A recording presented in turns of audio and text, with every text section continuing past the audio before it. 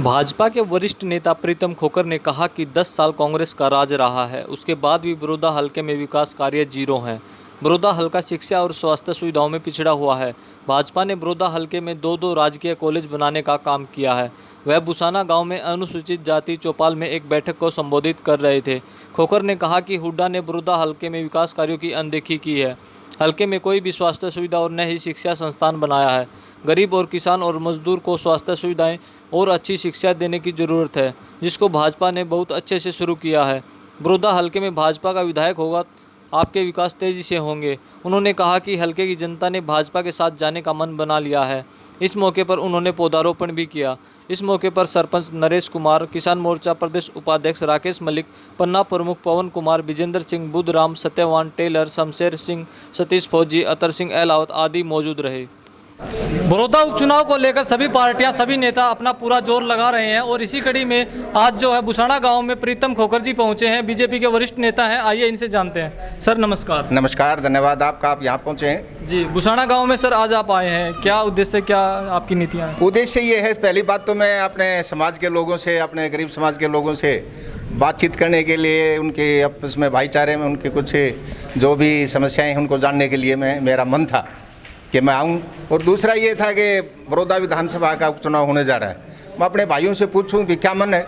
मैंने उनका मन लिया है। उस भारतीय जनता पार्टी के संगठन के प्रति परम श्रद्धेय हरियाणा प्रदेश के ईमानदार व्यक्तित्व के धनी श्री मनोहर लाल खट्टर जी, जो हरियाणा प्रदेश के मुख्य सेवक हैं, उनके प्रति इनकी आस्था है और इनके कुछ प्रार्थनाएँ हैं, इनके कुछ काम हैं। उनके लिए मैं उनसे गुजारिश करूँगा और इनके कुछ जो भी इनकी रिक्वायरमेंट है, जो इनकी पूरी करवाने की कोशिश करेंगे।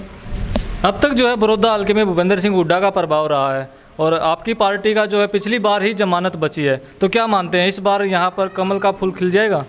देखो, निश्चित रूप से कमल का फूल खिलेगा, क्योंकि आज देश में नहीं विदेश में देखो आप, भारतीय जनता पार्टी का एक ऐसा डंका बजा हुआ है।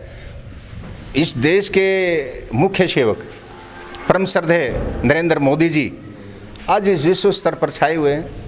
पूरे देश के अंदर उनकी सरकार है। हरियाणा प्रदेश में एक ईमानदार सरकार है। किसी आज तक कोई मुख्यमंत्री के ऊपर कोई उंगली करने वाला आज तक नहीं हुआ। 6 साल होने वाले हैं, तो ऐसे व्यक्तित्वों को, ऐसी सरकारों को समर्थन लोग देंगे।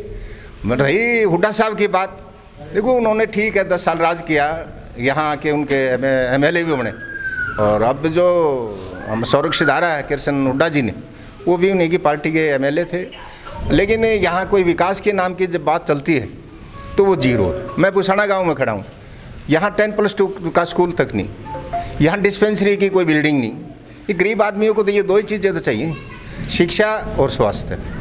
इस पर हमारी सरकार ने, भारतीय जनता पार्टी सरकार ने विशेष तौर पर ध्यान दिया है, क्योंकि गरीब आदमी, अगर पैसे वाले आदमी जो अमीर लोग वो बाहर चले जाते हैं, मॉडल स्कूलों में अपने बच्चों को पढ़ाते हैं या नर्सिंग होम में अपना इलाज कराते हैं। गरीब आदमी तो ज़्यादा ज़्यादा डिस्पेंसरी का सहारा ले लेगा, सरकारी स्कूल का सहारा ले लेगा। अगर उसको सरकारी स्कूल में एजुकेशन नहीं मिलेगी तो बेचारा शिक्षा से वंचित रह जाएगा। उसका कैसे उज्जवल भविष्य बनेगा, उस परिवार का, उस बच्चे का। तो ये इस तरफ ध्यान देना चाहिए था। दीपेंद्र हुड्डा जी कहते हैं कि पिछले 6 साल तक यहाँ पर बीजेपी की सरकार रही है प्रदेश के अंदर, तो बड़ौदा के अंदर कोई विकास कार्य नहीं किए हैं। अब उपचुनाव आया है तो यहाँ बड़ौदा के लोगों का हाल जानने के लिए आए हैं। देखिए, कोई भी MLA, कोई भी विधानसभा क्षेत्र का MLA अपनी विधानसभा की बात सदन में रखता है और सरकार से मनवाने के लिए जोर लगाता है, लड़ाई भी लड़ता है। तो उन्होंने ऐसी बातें नहीं रखी जिससे सरकार को सचेत करना चाहिए कि मेरे विधानसभा क्षेत्र में ये काम होने चाहिए, ये काम होने चाहिए, ऐसा होना चाहिए, विकास के लिए काम चाहिए, एजुकेशन के लिए चाहिए, स्वास्थ्य के लिए चाहिए। ऐसी कोई बात उन्होंने नहीं रखी। तो सरकार पूरे, देखो प्रदेश में माननीय मुख्यमंत्री जी पहले हर एक विधानसभा क्षेत्र में गए थे। जितने उस टाइम लोगों ने काम दिए वो काम हुए, लेकिन जहाँ तक विधायक जी का सवाल था, उन्होंने अपने क्षेत्र के विकास के काम नहीं रखे तो वो काम रह गए। तो अब हम ध्यान दे रहे हैं, हमारी सरकार ध्यान दे रही है विशेष तौर पर, क्योंकि ये क्षेत्र पिछड़ा हुआ है। बिल्कुल किसी भी गांव में चले जाओ, समस्याओं के अंबार लगे हुए हैं, उन पर ध्यान दिया जा रहा है, हम दूर करेंगे। 2 कॉलेज जो है बड़ौदा हलके में खोलने को जा रहे हैं, तो क्या मानते हैं इनको हम चुनाव से जोड़कर देख सकते हैं? नहीं, महिला देखो, जब भारतीय जनता पार्टी सरकार बनी थी उनका एक शिक्षा के प्रति नारा था, और वो नारा भी इसलिए था कि बाबा साहब भीमराव अम्बेडकर ने एक नारा दिया था, शिक्षित बनो, संगठित हो, संघर्ष करो। तो उसको मोदी जी ने, आपको ध्यान होगा, मैं सबके बीच में एक बात कर रहा हूँ, जब मोदी जी प्रधानमंत्री बन करके और अपना क्या नाम पहली परेड की जब सलामी ले रहे थे, उसके अंदर पहली झांकी को छोड़ करके दूसरी झांकी को छोड़ तीसरी झांकी बाबा साहब भीमराव अम्बेडकर के नाम की निकली थी।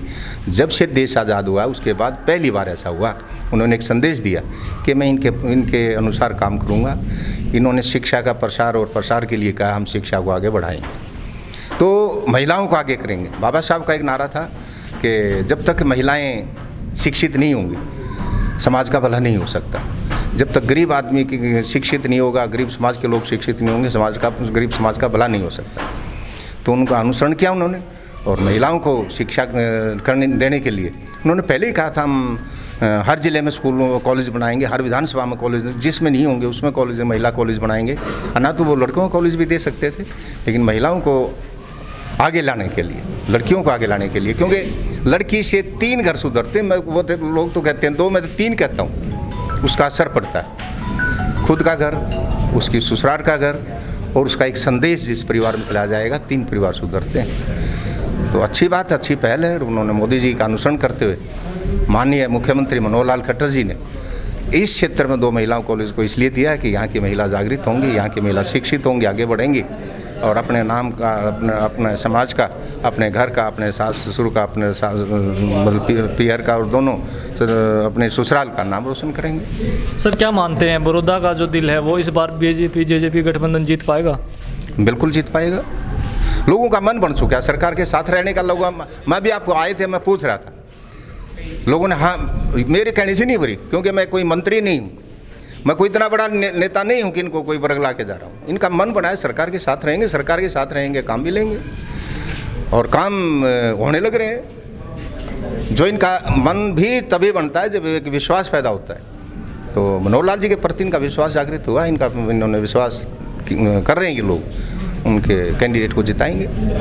ये थे हमारे साथ भाजपा के वरिष्ठ नेता प्रीतम खोकर जी। इन्होंने बताया कि इस बार बड़ौदा की जनता जो है यहाँ से कमल का फूल खिलाएगी, और यहाँ जो है विश्वास लोगों ने जेजेपी बीजेपी गठबंधन पर जताया है। ये तो आने वाला समय ही बताएगा कि यहाँ से जीत किसकी होगी। हरियाणा उत्सव के लिए अनिल खत्री की खास रिपोर्ट।